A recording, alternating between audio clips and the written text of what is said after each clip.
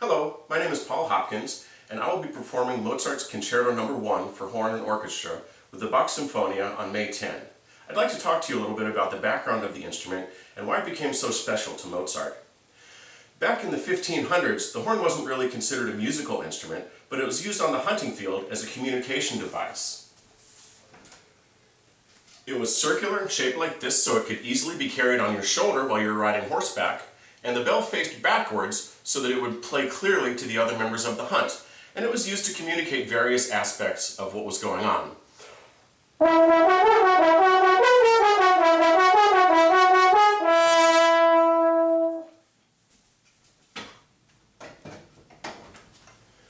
By the mid-1600s, the horn had made its way onto the stage, mostly in operas, although it still was not considered a fully musical instrument, more as a stage prop, somewhat like the elephants in Aida. They were exotic and they were very interesting, but they didn't really serve much of a musical function.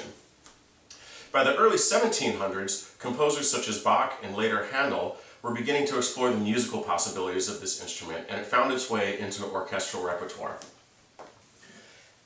The shape changed somewhat, and it could play in a number of different keys at this time.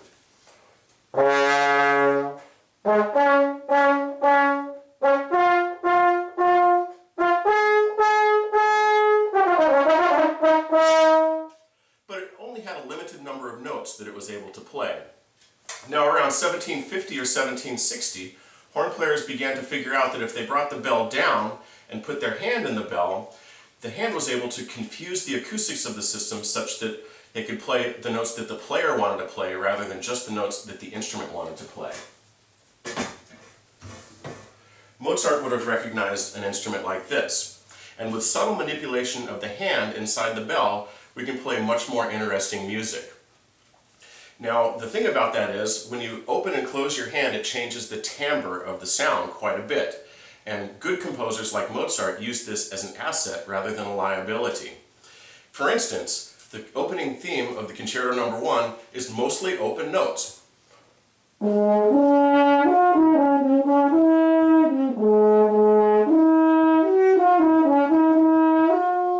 But if we take that same theme and move it to the relative minor, it's mostly closed notes and it takes on a very different character.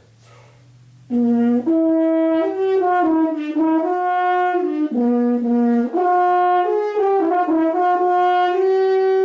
I'll give you a close-up view of that.